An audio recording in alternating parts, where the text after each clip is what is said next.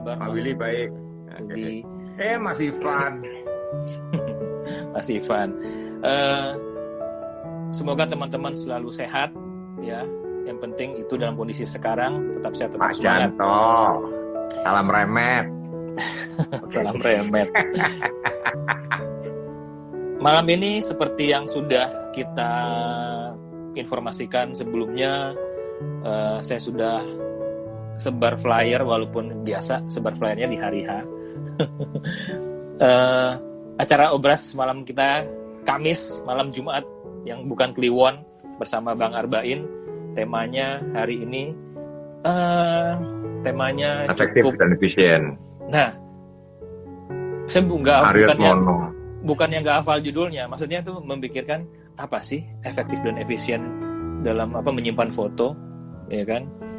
Nah, mungkin teman-teman berpikir, oh ini mungkin akan foto lawas diterangkan manage file segala macam digital. Mungkin nggak seperti itu, ya kan? Tapi mulai dari foto-foto lama, foto yang adalah dalam bentuk slide kah, negatif kah, atau slide positif kah, mungkin itu ya yang akan diobrolkan sama Bang Arbain malam ini gitu. Jadi setidaknya di obrolan santai kita, nah kita walaupun kita mungkin aja tidak melakukan memotret dengan yang seperti itu, pakai negatif segala macam, semuanya sudah digital, tapi setidaknya kita perlu tahu dan nggak ada salahnya nambah wawasan kita. Jadi terima kasih buat Bang Arbain yang sudah setia bersama Obras. Ini nggak tahu, saya juga lupa Obras yang keberapa. Udah 1 bulan, 2 bulan kita Senin Kamis ketemu di sini. Buat bukan sekedar menghibur, tapi mengisi waktu supaya teman-teman santai, tidak serius-serius banget, ya. Karena rule-nya di Obras ini tidak ada rule, ya Bang ya. Yep. Pembicara bisa motong saya ngomong, saya juga bisa motong pembicara ngomong. Saya nanya Dewi. Oke Bang, kita mulai acara kita. Bismillahirrahmanirrahim. Oke. Assalamualaikum warahmatullahi wabarakatuh. Jadi seperti saya bilang tadi bahwa topiknya adalah efisien dan efektif. Efektif itu adalah ringkas ya, efektif ringkas. Mana yang penting, mana tidak penting. Efisien itu kita butuh, kita bisa ambil. Kalau Anda ngikutin Twitter saya atau FB saya posting foto terlama lengkap dengan tanggalnya. Tapi saya kadang-kadang posting kemarin, ini siapa ya? Saya lupa namanya, saya cuma nyatet tanggalnya. Itu ada beberapa yang miss ya. Tetapi intinya adalah akhirnya terjawab. Itu yang Dubes Palestina, saya kan Dubes Palestina, cuma saya namanya lupa. Dijawab oleh Ribi Awad, oleh fotografer juga. Itu Ribi Awad Mas, oke. Itu Dubes Palestina tahun 1999, Ribi Awad. Terus kemarin ada satu lagi foto, siapa ya?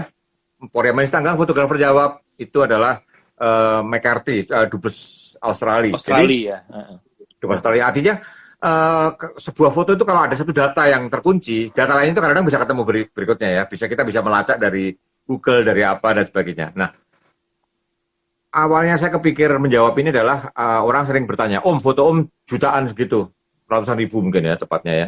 Bagaimana cara bisa ingat semua gitu? Nah, hal pertama adalah kalau Anda ingin foto-foto lama Anda bisa mudah dilacak, satu yang harus diingat dalam otak adalah tiap kali Anda motret, Anda harus kepikir foto ini untuk apa di masa depan. Kalau Anda motret aja, susah untuk di masa depan Anda bisa ingat foto itu lagi. Oke. Dari dulu tiap jepretan saya selalu bayangkan, kalau saya jepret ini untuk apa kira-kira, ini untuk apa kira-kira, untuk apa kira-kira. Jadi tiap jepretan saya itu bukan asal jepret. Seperti saya pernah posting Pojok Semanggi tahun 1990. Waktu saya pendidikan di Kompas, masih baru masuk Kompas. Saya kepikirin saya potret sekarang nih. Nanti suatu ketika pasti foto ini walaupun simple akan sangat menarik. Ingat ya, sebuah foto bisa menarik karena waktu. Sekarang bisa biasa banget, tetapi berapa tahun kemudian bisa sangat menarik gitu. Itu yang saya lakukan juga pada tahun 1993 waktu saya naik perahu karet 10 jam dari Depok sampai ke Jalan Gajah Mada Jakarta ya. Bersama majalah Hai naik perahu karet dari Depok. Startnya itu tempat hunting makro nasional kemarin itu dari jembatan itu saya ingat betul. Waktu itu startnya dari sini. Itu tiap kali saya motret ada anak kecil di rumah dengan bertiang segala, saya ingat ini foto ini suatu ketika akan sangat menarik gitu karena ada perubahan itu ya. Oke. Jadi pertama adalah kalau Anda ingin foto Anda kapanpun bisa diakses, tiap kali motret Anda harus tahu foto ini untuk apa berikutnya. Entah untuk pamer kah, untuk sekedar bukti saya pernah ke Eiffel, bukti saya pernah apa. Intinya adalah tiap kali Anda motret Anda tahu bahwa foto ini di masa depan untuk apa. Kalau Oke. pada motret Anda nggak kepikir apa-apa, jangan berharap suatu ketika bisa kepikir Anda bisa nyari, karena itu akan lose. Oke. Oke, itu pembukaan dari saya. Sekarang saya akan masuk ke inti yang lain. Ada 2 macam foto ya, zaman Bang, analog. maaf, Ya, saya potong. Sebelum masuk ke yang lain, saya bisa juga menggarisbawahi highlight dari pernyataan Abang barusan ya. Sebuah foto akan menarik karena waktu, ya kan? ya, Jadi ya mungkin ya contohnya ya mungkin pengalaman aja teman-teman saat MRT di Jakarta itu lagi dibangun kan pada heboh tuh pada motret ya, terowongan segala macam. Itu mungkin salah satunya ya Bang ya. Mungkin 20 ya, tahun, 30 tahun ke depan lagi orang akan lihat ya. foto-foto tersebut sebuah foto yang legenda, bisa jadi foto mahal atau bagaimana karena itulah MRT pertama dibikin di Indonesia gitu ya Bang. Contohnya itu kan. Jangan, ya nggak usah jauh-jauh. Hmm. Banjir di depan rumah saya aja. Di Cempaka Putih itu. Saya potret tahun 1990. Ya. 30 tahun kemudian kan, wah, kayak gini dulu perempatannya. Misalkan seperti itu ya. Oke. Nah, saya itu dapat pendidikan itu dari ibu saya. Ibu saya itu zaman tahun 60-an, itu kan foto masih sesuatu yang mahal dan langka. Tetapi ibu saya kok selalu konsisten. Tiap saya berulang tahun, saya difoto berdiri dengan sebuah perbandingan yang sama. Sebuah tiang buat naruh kue yang sama. Yang motret nyokap. Kalau Anda lihat ibu saya, tiap tahun saya dibawa berfoto. Sebelah saya tempat kuenya itu lagi. Tetapi pada tahun keempat tempat kuenya ganti meja. Nah, habis itu meja itu terus sampai meja itu diganti. Jadi di studio sama. Jadi ketahuan pertumbuhan saya seperti apa dan wajah saya berubah dari tahun ke tahun selalu jelas. Walaupun setahun sekali, menurut saya itu dokumentasi yang sangat luar biasa. Saya naikin di Facebook saya itu dari saya umur 1 sampai saya umur 11. 12 saya sudah menolak di foto ya.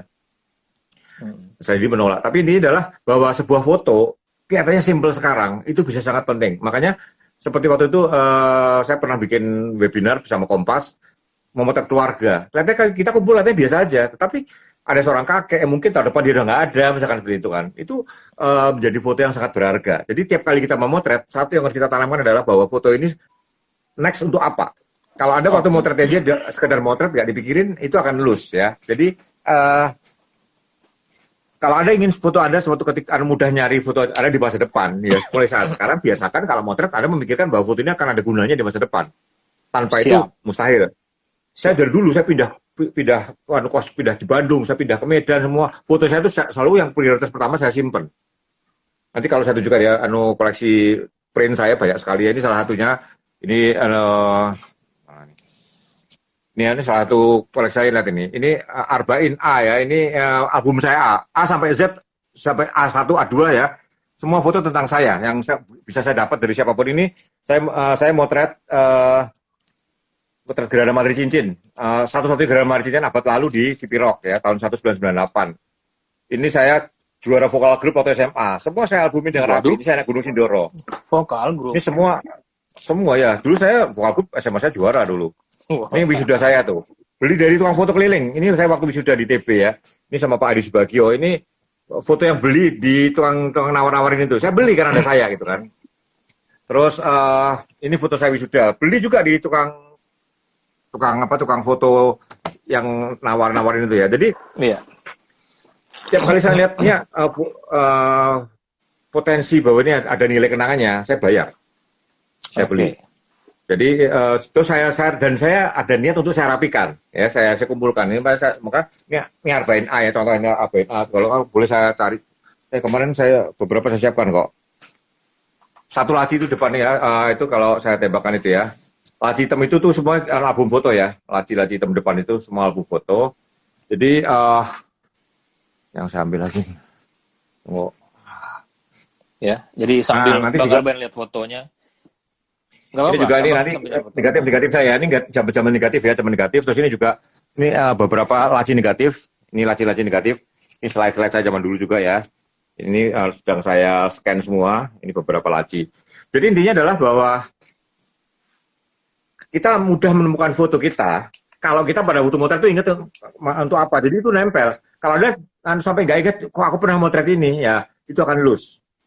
Jadi kalau kita berpikir bahwa gimana caranya foto kita lama bisa ketemu, ya mulai sekarang kalau setiap kali motret Anda harus membayangkan bahwa foto ini untuk apa di masa depan. Jadi nggak asal jepret ya. Walaupun kelihatannya gini aja dipotret, masih ada gunanya. Kita lihat suatu acara tiba-tiba tukang foto keliling nawarin, ada foto Anda, beli aja.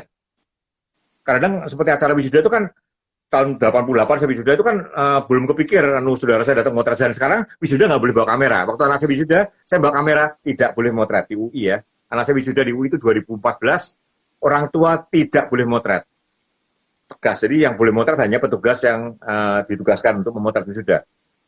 Jadi tertib ya. Zaman saya dulu masih nggak dilarang, mungkin ada yang maju-maju motret itu kan. Ya. Seperti pernikahan itu, selain petugas lebih harusnya jangan boleh motret. Itu nanti dokumentasinya kacau. Semua maju pakai handphone lagi kan, pas akad nikah lagi yang sangat sakral semuanya. Padahal hasilnya kan jelek dan ganggu fotografer resminya gitu kan. Betul. Nah makanya waktu anak saya mantu kemarin, karena semuanya selfie, saya biarin aja. Dan saya dibilang sama fotografer resminya ya, kalau kamu ketutupan kamu nggak usah motret nggak apa-apa. Yang saya albumin foto selfie aja, biarin aja sekalian. Jadi waktu anak saya kawin, albumnya menarik. Justru saya minta dari Facebook ya, Mbak Sri segala saya mintain semua. Videonya lucu-lucu. Itu video dari Nanin Arwan ya, siapa itu yang saya meluk bos saya ke kiri, anak saya narik ikat pinggang saya, itu kan malah informal, itu malah menurut saya satu dokumentasi yang berbeda ya. Berbeda dan menarik ya, lebih spontan. Fotonya goyang-goyang dikit, ya kabur-kabur dikit, dicetak 5R agak nggak tajam dikit ya udahlah. Tapi malah menurut saya sesuatu yang beda, Bang. Sesuatu yang beda. Sesuatu yang berbeda. Anak saya yang sulung ya. Kayak fotonya lagi juri, kan kalau foto biasa Abang lewatkan kan. Kelihatan sesuatu yang beda, Abang baru Abang pilih, ya sama aja kayak gitu sebenarnya. Bang, kita sejeda 1 menit, kita menyapa dulu teman-teman yang udah join lagi ya. Vales Riyadi. Nah, makanya tuh ada bos gua tuh. Gile. Arman Hidayat. Nih. Irusmana, Saproni, Ladu. Teman-teman selamat join selamat bergabung buat yang baru join. Untuk pertanyaan mungkin nanti setelah ini kita akan jawab beberapa dari Irusmana mungkin nanti dulu. Kita setelah ada Mas Ranar segala macam, selamat malam. Oke Bang, dilanjut. Oke, itu secara prinsip ya, prinsip global. Habis ini kita akan masuk ke spesifik digital sama analog ya. Sekarang saya masuk digital dulu, yang real. Oke. Banyak yang di sini belum masuk digital langsung, belum pernah lewat analog ya. Saya itu kalau debat soal digital sama analog, kadang-kadang saya sedih. Ada yang sekarang yang mulai pakai analog seneng tuh, yang analog tuh lebih bagus ya. Saya pakai analog 30 tahun lebih ya, dari tahun 77 ya, tahun 77 sampai kalau 2017 aja berapa tahun tuh? 23 tambah 17, 40 tahun saya pakai film kan. Iya. Bahwa saya pun waktu Kompas beli digital, saya belum mau pindah digital karena menurut saya digital masih kurang ya. Ini ngomong mutu teknis ya, bukan masalah kita seneng ya, mutu teknis. Kalau ngomong mutu teknis, digital analog itu udah ketinggalan jauh ya. Untuk source ya, untuk bikin negatif ya. Tapi kalau untuk ngeprint kimia belum ada yang ngalahin. Saya udah lihat Pak Heriarno print platinum, print silver, edan lihatnya tuh mewah sekali ya. Print digital pakai tinta itu nggak ngejar deh. Saya merasa bahwa print digital udah ngalahin.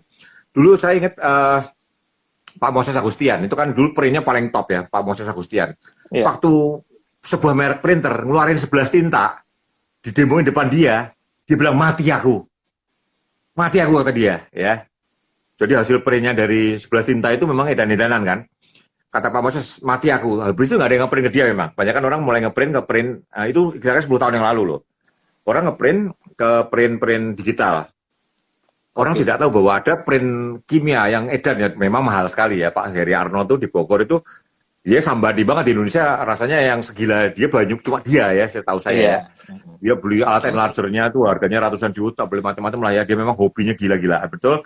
Dia pameran tahun lalu di Galeri Nasional, printnya ada print platinum, print silver, print kopi juga ya, apapun lah ya. Nah, print kimia itu, makanya Pak Heri motretnya pakai Phase One. Ya. Pakai Phase One. File digitalnya di print bikin klise. Ya, ngeprintnya printer khusus bikin klise. Nah, klise itu yang dicetak kimia pakai enlarger. Itu pernah saya tulis di Kompas ya, itu print analog yang print kimia ya, itu hasilnya edan banget ya. Edan banget. Jadi dia motretnya pakai digital high end banget. Terus file digitalnya di print jadiin klise. Nah, klise itu yang dicetak konvensional. Dicetak biasa konvensional pakai enlarger, pakai cahaya segala, dan itu memang cetak digital yang pakai tinta ya, yang Iya. tinta beberapa tinta pun nggak akan menang menurut saya, masih sampai sekarang ya, suatu ketika terkejar mungkin aja. Oke, sekarang kita mulai dari file digital, mulai dengan RAW dan JPEG. Oke, saya kalau hunting bareng, banyak kan yang baru mulai itu, wah RAW, semuanya harus RAW. Saya tanya, kalau kamu nggak ngerti gunanya, Om, RAW sama JPEG bedanya apa? Kalau kamu tanya gitu, pakai JPEG aja, saya bilang gitu. Oke? Kalau kamu misalnya gitu, mending kamu pakai JPEG aja. RAW itu hanya untuk yang ngerti RAW beneran. Untuk profesional ya Om ya. Saya profesional. Tapi saya pakai RAW hanya 2% paling dari pemotretan saya. 2% kurang ya mungkin ya, hanya pakai RAW. Nanti saya kirakan kenapa pakai RAW. Dan apa itu RAW? Nanti saya obrolin dengan santai ya, supaya Anda tahu apa itu RAW. Lalu gini, kalau JPEG nggak laku Om dijual, jangan salah. Kalender sebuah mobil besar tahun 2016 foto saya, semuanya itu pakai JPEG. Waktu tukang printnya nanya, Om, minta file TV-nya aja. JPEG saya konvertif, saya kasih dia, podo wae sebetulnya kan. Dari JPEG saya konvertif. Ya itu lewatnya, wah ini lebih bagus Om. Kalau lebih bagus, kalau lebih kreatif. Ya itu hal yang sama, saya bilang. Iya. Kalau Anda pernah jadi JPEG, dibalikin kreatif, mutunya mutu JPEG itu nggak mungkin naik mutunya kan. Jadi gini, kapan pakai RAW, kapan pakai JPEG. Saya kasih gambaran, apa itu RAW? RAW itu ibaratnya Anda mau ke pesta, Anda nggak tahu dress code-nya. Ya, Anda mau ke pesta, nggak tahu dress code-nya apa. Anda bawa sama lemari-lemarinya, Anda bawa ke pesta. Sampai depan gedung, oh dress code-nya baju batik. Anda ambil baju batik, Anda masuk pesta. Pakaian satu lemari itu Anda buang di halaman gedung resepsi. Itu pakai RAW ya. RAW itu Anda bawa semua kemungkinan. Anda mau pakai RAW, itu semua kemungkinan WP ada di file Anda. Jadi kalau Anda mau pakai RAW, salah WP kayak apapun bisa terkoreksi karena semua WP dari 0 sampai 10.000 Kelvin itu disimpan di file RAW. Sehingga filenya gede sekali ya. Karena kasarnya ada ke pesta bawa pakaian satu lemari. Semua, pakaian koboi, pakaian batik, pakaian Jawa, pakaian Batak, pakaian Ambon, semua dibawa sampai depan gedung. Oh, pestanya pesta orang Jawa, pakai baju Jawa. Sisanya dibuang. Makanya RAW itu cross. Nah, JPEG itu Anda tahu dress code-nya apa? Oh, dress code-nya pakaian kaos cukup. Ya, Anda datang pakai kaos, nggak usah bawa lemari. Ketiga, kecil. Kebanyakan fotografer itu kalau hunting, lemari-lemarinya dibawa semua. Dia suatu ketika siapa tahu terus. Akhirnya file Anda banyak gede-gede. Ingat, RAW itu, ya file RAW itu tidak semua browser bisa buka RAW langsung. Ya, 5D Mark II ke 5D Mark III itu RAW-nya beda. Kompas ngalamin dulu. Kan tinggal update software DPP-nya selesai. Apapun, tapi tetap beda. Kalau nggak sempat update gimana? Oke. Kompas pernah ngalamin itu? Saya potong dulu. Saya ngalamin. Kadang-kadang waktu ya saya setiap tahun kan juga ada advertising minta beli foto saya pribadi. Terus kadang-kadang minta ada RAW-nya nggak Mas gitu. Nah itu kadang-kadang pengertian itu kalau buat saya terima. Nggak, itu kadang-kadang orangnya curiga bahwa Anda edit. Kadang-kadang RAW itu ada juga ada editnya gila-gilaan. Kadang-kadang seperti itu kadang-kadang. Ya. Tapi kalau misalnya kita tidak terganggu nih ke pesta dengan bawa truk yang siap dengan baju apapun, ibaratnya kita punya memori yang gede segala macam, bagaimana? Apakah itu juga tetap tidak worth it atau bagaimana? Misalnya, kalau Anda pestanya seminggu sekali, nggak apa-apa. Anda pestanya sehari 2 kali. Kayak saya motret ribuan frame, semua pakai RAW, jungkir. Tiap Jumat, tiap minggu berangkat misalnya, pakai RAW. Ya. Sekarang belum, kalau 10 tahun lagi apakah ada sanggup milih-milih? Anda yakin pasti banyak foto Anda nggak pernah Anda buka sama sekali, ya? Betul. Pasti aku yakin banyak yang nggak pernah, karena tidak semua browser bisa buka RAW, tidak semua browser bisa buka RAW, gitu. 5D Mark II ke 5D Mark III itu RAW-nya beda. Jadi di komputer saya terinstall dulu 1D Mark I dulu ya, terinstall itu. Kompas beli 1D Mark II sama Mark III. Fotografer keburu-buru putar pakai RAW tanpa JPEG lagi, buka di pas saya nggak kebuka. Malam itu fotonya nggak kepake. Makanya Reuters, AFP, AP semua kata berita asing melarang pakai RAW. Iya, beberapa bulan yang lalu dalam kan jurnalistik, jurnalistik RAW agak dilarang. Iya. Dalam jurnalistik RAW dilarang ya. RAW dilarang dalam jurnalistik ya. Karena satu kerepotin. Sangat kerepotin. Jadi dalam jurnalistik profesional, Reuters, AFP, AP hanya dikenal JPEG. Oke. Nah, nanti saya bahas lagi JPEG sama TIFF bedanya. Tapi intinya adalah RAW itu, kalau Anda butuh akurasi warna yang gila-gilaan, saya pakai RAW kapan? Kalau Anda ke buku Peri Plus atau Gramedia, cari buku batik. Batik pesisir, batik Benang Raja, batik Garutan, batik Betawi, sama batik Jawa, batik Solo. Itu saya motret batik, itu kain batik. Satu buku kira-kira 300 kain. Itu kalau nggak pakai raw, setengah mati. Karena apa? Warna batik yang mahal, itu pewarnanya pewarna alam. Warna dia itu sebenarnya nggak ada dalam komputer. Dalam kamera itu nggak ada. Oke. Jadi semoga adjustment-nya itu, karena layer per layer, merahnya udah pas, pakai layar yang calibrated bener ya, pakai layar yang bagus bener, layarnya pas, cocokin sama kainnya. Kalau nggak raw nggak mungkin, setengah mati ya. Kalau nggak raw setengah mati. Nah, layar yang pas saja, waktu di print bisa lain lagi, karena kalibrasi layar sama kalibrasi printernya belum tentu sama. Itu makanya karena di print coba, oh coklatnya jadi kayak gitu, di layarnya nggak kayak gitu. Kita utik lagi di raw-nya supaya coklatnya seperti yang di printer. Karena printer adalah hasil akhir, yang dijual bukunya adalah printernya. Betul. Kalau nggak pakai raw, jungkir balik kita. Itu salah satu contoh pakai raw yang benar-benar signifikan ya. Pakai raw atau Jadi Anda mau print ada saat tertentu kita memotret juga pakai raw juga disarankan ya. Tapi tidak semua foto harus pakai raw. Terus gini, kalau pakai raw, usahakan pakai JPEG-nya juga. Kenapa? Atau kalau Anda pakai raw doang sampai rumah, Anda convert ke JPEG semua. Raw-nya Anda simpan sebagai cadangan, mungkin ya. Okay. Kenapa? Kalau harus ada crash, kalau file Anda raw, goodbye. Hampir nggak bisa di-recover. Karena program di cover itu harus mengenali header sebuah file. Kalau JPEG, balik. Karena JPEG itu universal. Dulu komputer Targa, komputer Mac, komputer Windows, dulu JPEG-nya kan udah sama. Yeah. TIFF pun sampai 10 tahun yang lalu, TIFF-nya Windows sama TIFF-nya Mac beda loh. 10 tahun yang lalu. Betul. Iya, 10 tahun lalu TIFF-nya beda. Kalau ada TIFF apa ditanya sama Photoshop ya, TIFF Mac atau TIFF Windows. Iya.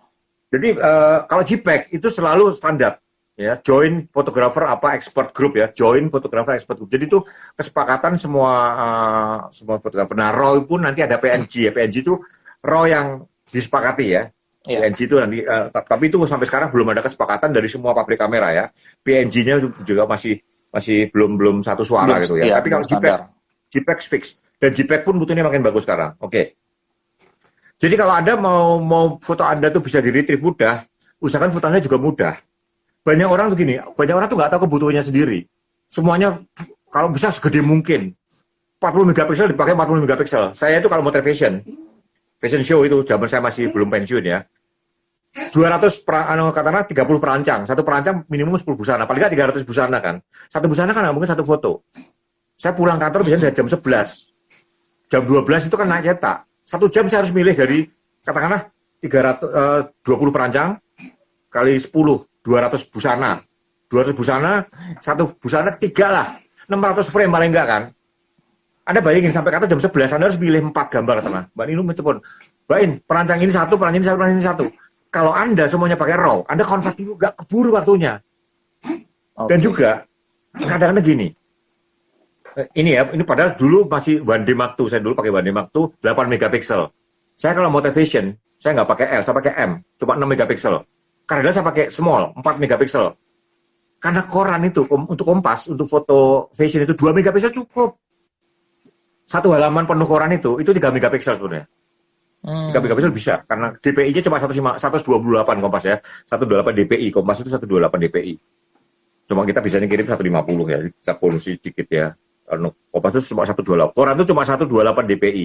Layar komputer itu cuma 72 DPI. Jadi kalau Anda di Photoshop buka 100%, itu cuma 72 DPI sebenarnya. 100% yang di Photoshop 100% itu 72 DPI itu. Iya. Di zoom sampai 100%, itu artinya 72 DPI-nya kayak gitu. Ya, kira-kira seperti itu. Jadi, kalau Anda beli kamera, jadi kayak gini, kadang-kadang orang itu nggak tahu kebutuhannya sendiri. Dia beli kamera 40 megapiksel, hunting, jalan-jalan 40 megapiksel, di shape gede banget, raw semua ya. Ya pula kalau sedikit boleh lah, karena hunting sebulan sekali masih oke lah. Tapi kalau Anda mulai sering berapa puluh tahun kemudian, itu akan jadi beban. Dan ingat, hard disk desktop ya, kayak ini desktop saya ini, satunya ini, desktop saya gini ini. Itu pada tahun 2005 itu di Kompas kita mean time before failure, MTBF, mean time before failure itu usia hard disk itu rata-rata berapa jam? Artinya kira-kira 5 tahun. Rata-rata ya. Artinya ada yang setahun juga jebol, ada yang 10 tahun belum jebol ya. Iya. Itu kan kurvanya kayak gunung. Ya. Yang di tengah gunung itu, tengah itu tuh MTBF, mean time before failure. Jadi waktu sampai dia hancur. Itu dites di pabriknya ya, kayak setter count lah. Itu sekitar 5 tahun. Jadi dulu di Kompas tiap 5 tahun hadis rusak nggak rusak, buang semua, ganti. Ingat ya, file Anda tuh nggak ada yang jual. Ya, Anda harus simpan di hadis tiap 5 tahun ganti. Sekarang mungkin hadis umurnya sekarang mungkin teknologi sekarang lebih panjang ya, mungkin lebih panjang. Sekarang 8 tera, 10 tera. Jadi kesimpulan dari yang beberapa pernyataan tadi, salah satu efisien kita dalam dunia digital itu potretlah pakai JPEG ya, sebisa mungkin ya Bang ya. Untuk salah satu efisien. Kalaupun pakai RAW, kalau Anda nggak save RAW per JPEG. Oke, tetap di JPEG. Memory card crash, program recovery kalau RAW goodbye. Tidak bisa dibetulin, hanya JPEG yang bisa selamat. JPEG pasti selamat. Okay. Dalam program recovery yang bagus ya, JPEG pasti selamat. Kalau RAW, ya. Saya ngalamin berkali-kali. Nggak selamat itu saya sering ngalamin. Jadi gini, hard disk itu kalau Anda RAW semua, berapa hard disk Anda gitu loh. Safety-nya adalah saya safety-nya waktu saya masih kerja jadi wartawan resmi, banyak sekali saya motret rata-rata 1 hari 4 giga lah satu hari itu rata-rata ya. Itu JPEG loh. Karena saya motret banyak sekali. Terus mulai saya kurangin. Nah, saran Bang Bain nih, kayak misalnya saya pribadi atau ada teman-teman yang selama ini kalau motret pakai JPEG sama RAW. Nah, saat untuk penyimpanan sekarang kita ke external hard disk, apakah RAW-nya kita buang aja sekarang tinggalin JPEG atau bagaimana sarannya? Supaya ini kita bicara efisiensi dan efektif ya. Efisien dan efektif. Adjust dengan bagus. Ya, adjust dengan bagus. Yeah. Convert ke JPEG. Jadi kan di RAW-nya dijelasin dulu semua ya. Yeah. Dijelasin semua, over ke JPEG semua. Nah, terserah. RAW-nya mau tetap disimpan, ya kalau soalnya gini faktanya ya, coba Anda cek mundur ke belakang deh. Apakah RAW Anda masih berguna sekarang? Risa Marlon itu buang yang dia yakin walaupun foto itu tajam tapi ada 4 gini. Dia mau tes satu burung ya. Satu burung burung khusus cendrawasih katakanlah ya. Dia mau tes jebret ya. Dia sampai 40 frame ya, sampai 40 frame. Cendrawasih yang sama, background-nya sama. Iya. Dia akan mengambil 3 atau 4 sisanya dibuang. Karena dia jual yang A, yang B itu walaupun frame yang lain itu keburu yang sama. Kadang-kadang orang nggak mau beli gitu loh. Iya. Actually the same frame kan. Iya. Actually the same, kelihatan banget cirinya, background-nya sama. Itu frame A sama frame B sebenarnya sama gitu loh.